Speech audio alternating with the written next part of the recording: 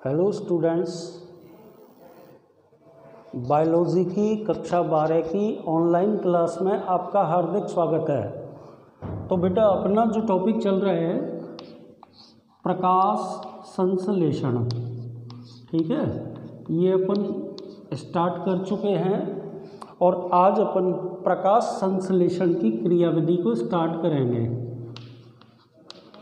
प्रकाश संश्लेषण की क्रियाविधि, ठीक है बेटा। तो जैसा कि आपको मैं बता चुका हूँ कि प्रकाश संश्लेषण की प्रकाशिक अभिक्रिया और अप्रकाशिक अभिक्रिया, एक्चुअल में प्रकाश संश्लेषण की इस क्रिया को दो भागों में विभक्त करते हैं, ठीक है ना। आपको मैं पहले ही बता चुका हूँ कि प्रकाश संश्लेषण की क्रिया दो चरणों में बटी हुई है, ठीक है ना। एक तो अपन पढ़ते हैं बेटा प्रकाशिक अभिक्रिया, प्रकाशिक अभिक्रिया, और दूसरी अपन पढ़ते हैं बेटा अप्रकाशिक अभिक्रिया। दो अभिक्रियाएं पढ़ते हैं, ठीक है। तो आपको मैं कह चुका हूं, अब अपन को इन दोनों के बारे में सबसे पहले अलग अलग पढ़ना पड़ेगा। पहले अपन विस्तार पूर्वक प्रकाशिक अभिक्रिया को पढ़ेंगे, उसके बाद में अपन को अप्रकाशिक अभिक्रिया पढ़नी है। पर सबसे पहले इस प्रश्न में अपन प्रकाशिक अभिक्रिया के बारे में जानते हैं। देखो, सबसे पहली बात तो बेटा ये कि प्रकाश संश्लेषण की प्रकाशिक अभिक्रिया प्रकाश की उपस्थिति में संपन्न होती है, ठीक है बेटा। और ये अभिक्रिया हरित लवक के ग्रेना में होती है। दोनों बात आपको याद रखनी है। इस अभिक्रिया में स्वांगाकारी शक्ति,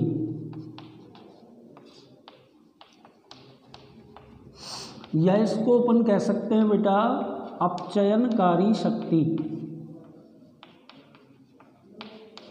निर्मित होती है। लिख देता हूँ, निर्मित होती है।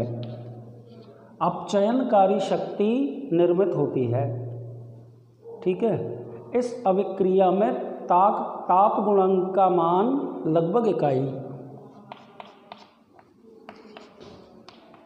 ताप गुणांक का मान लगभग इकाई होता है, ठीक है ना।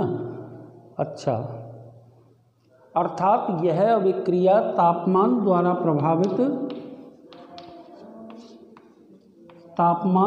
प्रभावित नहीं होती। तो बेटा देखो, ये चार बिंदु तो आपको इस प्रकाशिक अभिक्रिया के अंतर्गत याद करने हैं।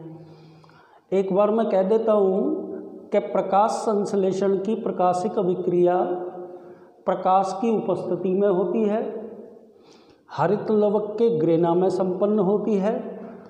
इस अभिक्रिया में स्वांगाकारी शक्ति अर्थात अपचयनकारी शक्ति निर्मित होती है। ताप गुणांक लगभग इकाई होता है, अर्थात यह अभिक्रिया ताप द्वारा प्रभावित नहीं होती है। अब दूसरी तरफ आ जाइए अप्रकाशिक अभिक्रिया पे। तो सबसे पहली बात तो अपन क्या लिख देंगे बेटा कि प्रकाश संश्लेषण की अप्रकाशिक अभिक्रिया प्रकाश की अनुपस्थिति में होती है, ठीक है। मतलब इस क्रिया के लिए प्रकाश की उपस्थिति आवश्यक नहीं है, ठीक है। दूसरी बात बेटा, ये क्रिया हरित लवक के स्ट्रोमा में होती है, ठीक है ना। और एक बात, इस अभिक्रिया में सबसे इम्पोर्टेंट बात प्रकाशिक अभिक्रिया में बनी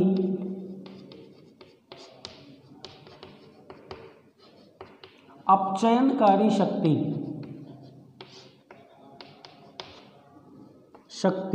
थोड़ी देर बाद आप जान जाएंगे, वो ना NaDH2 होती है, वह ATP को भी लिख देता हूँ, के द्वारा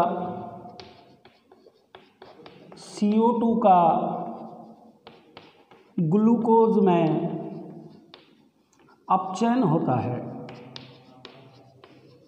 मतलब या यूं कह दो कि CO2 के अपचयन से ग्लूकोज का निर्माण होता है।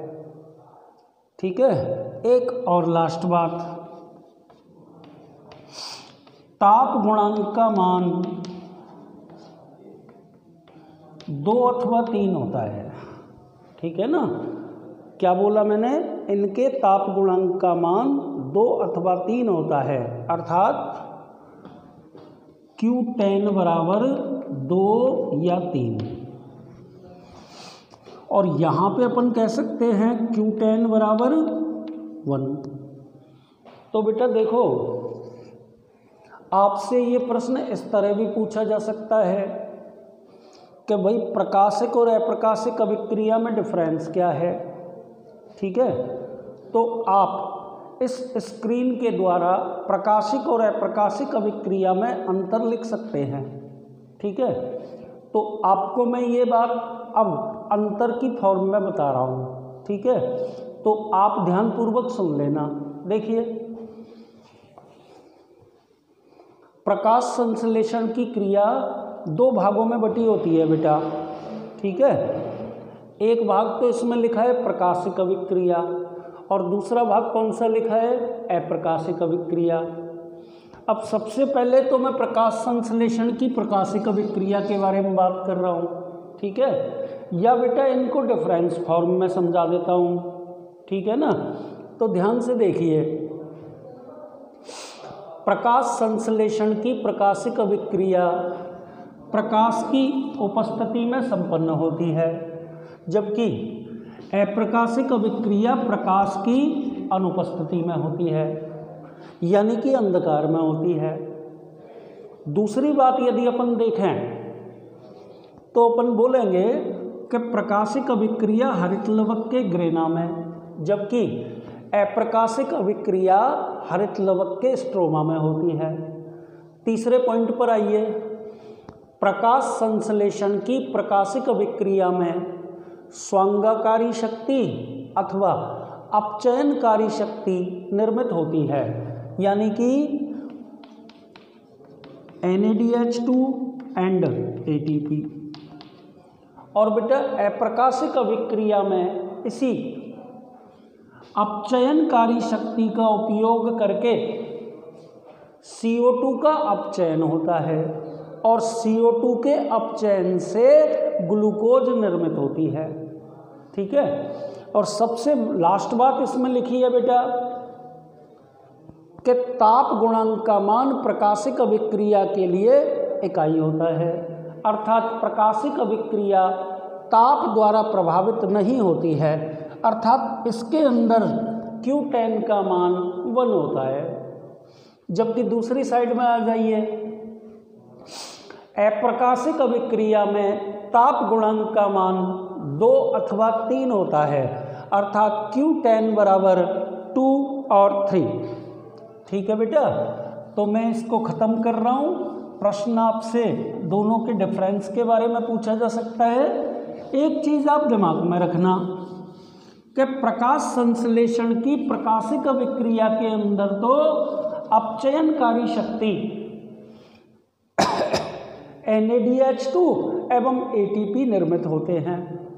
ठीक है, और प्रकाश संश्लेषण की अप्रकाशिक अभिक्रिया में, ध्यान से सुने, प्रकाश संश्लेषण की अप्रकाशिक अभिक्रिया में प्रकाशिक अभिक्रिया में बने NaDH2 और ATP का उपयोग कर CO2 का अपचयन होता है, और बेटा CO2 के अपचयन से ग्लूकोज निर्मित हो जाता है। ठीक है बेटा, तो इसमें अपन को ये बोलना पड़ेगा क्लियर। आगे चलिए, अब अपन प्रकाश संश्लेषण की प्रकाशिक अभिक्रिया, प्रकाश संश्लेषण की प्रकाशिक अभिक्रिया का विस्तार पूर्वक वर्णन पढ़ेंगे, ठीक है ना। तो सबसे पहली बात तो प्रकाश संश्लेषण की प्रकाशिक अभिक्रियाओं को प्रकाश रसायन अभिक्रियाएं,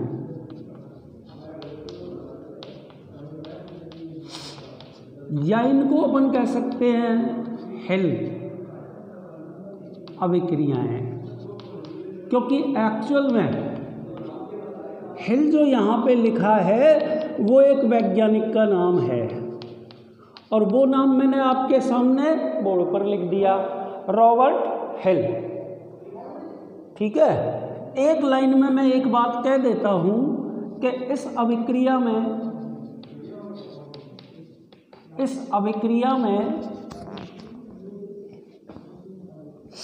अपचयनकारी शक्ति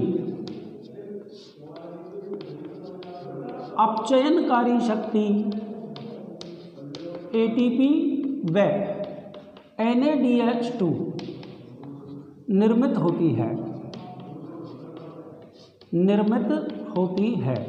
अब देखो बेटा, सबसे पहले तो आपको ये बोलना पड़ेगा, एक बार मैं दोबारा कह देता हूँ कि प्रकाश संश्लेषण की प्रकाशिक अभिक्रिया को प्रकाश रासायनिक अभिक्रियाएं या हेल अभिक्रियाएं कहते हैं। हेल अभिक्रियाएं क्यों कहते हैं आपको मैं बता चुका हूँ, क्योंकि इन अभिक्रियाओं की खोज रॉबर्ट हेल नामक वैज्ञानिक के द्वारा की गई थी, ठीक है। दूसरी बात, इस अभिक्रिया में अपचयनकारी शक्ति ATP और NADH2 निर्मित होती हैं, क्योंकि बेटा अप्रकाशिक अभिक्रिया में इसी ATP और NADH2 का उपयोग करके CO2 के अपचयन से ग्लूकोज निर्मित होती है, ठीक है। अब देखो बेटा, प्रकाश संश्लेषण की प्रकाशिक अभिक्रिया कई चरणों में पूर्ण होती है ना। तो उसके चरण पढ़ेंगे। अब सबसे पहला चरण जो अपन पढ़ रहे हैं, प्रकाश का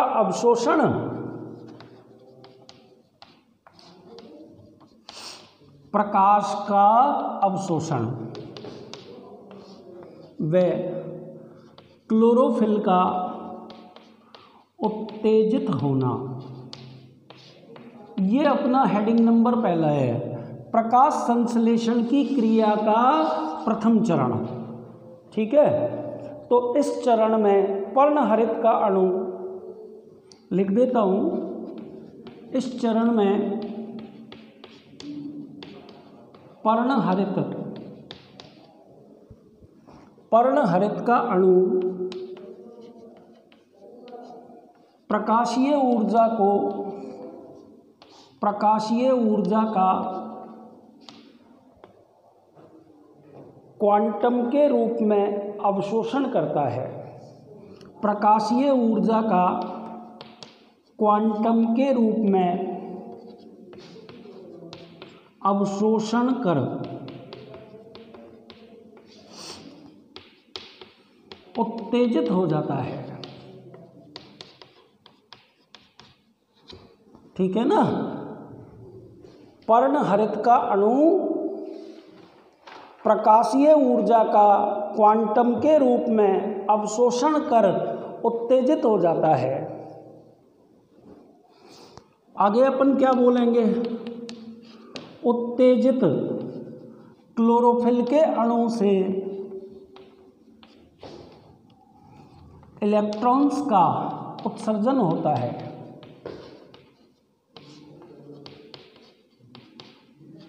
उत्तेजित क्लोरोफिल के अणु से इलेक्ट्रॉन्स का उत्सर्जन होता है। निष्कासित इलेक्ट्रॉन, आगे लिख रहा हूं मैं, निष्कासित इलेक्ट्रॉन इलेक्ट्रॉनग्राही द्वारा ग्रहण कर लिया जाता है। तो बेटा ये अपना पहला चरण पूरा हो गया। और बेटा इस चरण को अपन एक रासायनिक अभिक्रिया के रूप में लिख रहे हैं, तो ये ऊपर का मैं मिटा देता हूँ क्योंकि समीकरण को मैं यहीं लिख दूंगा। ठीक है, एक बार वैसे आप दोबारा से सुन लीजिए। प्रकाश संश्लेषण की प्रकाशिक अभिक्रिया का पहला चरण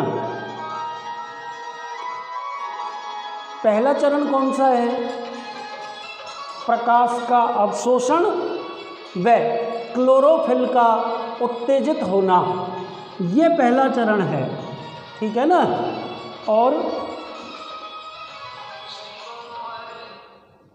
पहला चरण है प्रकाश का अवशोषण एवं क्लोरोफिल का उत्तेजित होना। एक बार आप ध्यान से दोबारा सुन लीजिए।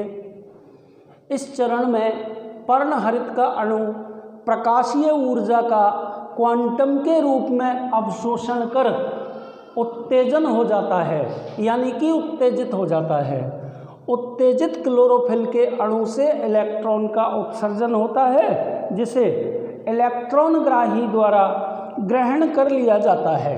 ठीक है, अब इसी चीज़ को अपन लिख रहे हैं समीकरण द्वारा। तो देखो, सबसे पहले मैंने लिख दिया सामान्य क्लोरोफिल। ठीक है बेटा, और सामान्य क्लोरोफिल ने प्रकाशीय ऊर्जा का क्वांटम अथवा फोटोन के रूप में अवशोषण कर लिया। ठीक है, जिससे क्लोरोफिल का अणु उत्तेजित हो गया। तो मैंने लिख दिया उत्तेजित क्लोरोफिल। ठीक है ना। अब क्या लिखेंगे? चाहे इसको अपन यूँ लिख देते हैं, क्लोरोफिल लिख दिया, इसके नीचे मैंने लिख दिया सामान्य। ठीक है। अब इसने प्रकाश का उत्सर्जन कर लिया। किस रूप में किया बेटा? क्वांटा या क्वांटम बोल दो, क्वांटम अथवा फोटोन के रूप में। अब मैं यहाँ पे लिख देता हूँ CHL और स्टार लगा देता हूँ। इट मीन्स ये क्लोरोफिल का उत्तेजित अणु है, क्लोरोफिल का उत्तेजित अणु है। बाद में ये क्लोरोफिल का अणु इलेक्ट्रॉन का उत्सर्जन करेगा और बेटा स्वयं ऑक्सीकृत हो जाएगा। तो इस पे अपन अब लिख देंगे, इलेक्ट्रॉन निकल गए तो पॉजिटिव चार्ज आ गया, और इसको मैं कह दूंगा बेटा ऑक्सीकृत क्लोरोफिल। तो एक बार आप पूरी की पूरी समीकरण को दोबारा से सुन लीजिए। ठीक है, तो देखिए मैं आपको दोबारा बता रहा हूँ, ध्यान से सुनना। चरण: प्रकाश संश्लेषण की प्रकाशिक अभिक्रिया का फर्स्ट चरण, प्रकाश का अवशोषण व क्लोरोफिल का उत्तेजित होना। इस चरण में पर्णहरित का अणु प्रकाशीय ऊर्जा का क्वांटम के रूप में अवशोषण कर उत्तेजित हो जाता है। उत्तेजित क्लोरोफिल के अणु से इलेक्ट्रॉन निष्कासित होता है और इलेक्ट्रॉन बेटा इलेक्ट्रॉन ग्राही के द्वारा ग्रहण कर लिया जाता है और स्वयं क्लोरोफिल का अणु ऑक्सीकृत हो जाता है। और इसी चीज़ को आपके सामने मैंने एक रासायनिक समीकरण के रूप में लिख दिया। तो आप बोर्ड पे जरा ध्यान से देख लें। देखिए,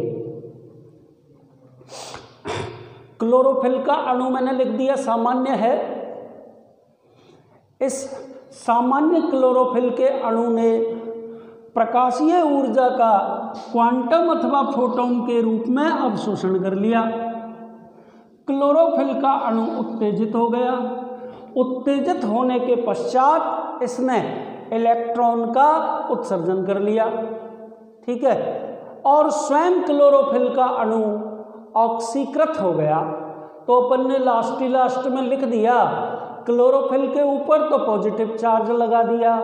इसलिए लगा दिया क्योंकि बेटा इलेक्ट्रॉन का उत्सर्जन हो रहा है, और स्वयं क्लोरोफिल के अणु को क्या कर दिया, ऑक्सीकृत कर दिया, तो यहाँ पर अपन प्रकाश संश्लेषण की क्रिया के प्रथम चरण क्लोरोफिल द्वारा प्रकाशीय ऊर्जा का अवशोषण और उसका उत्तेजन पढ़ चुके हैं। ठीक है बेटा, तो आज के इस वीडियो में केवल इतना ही। धन्यवाद।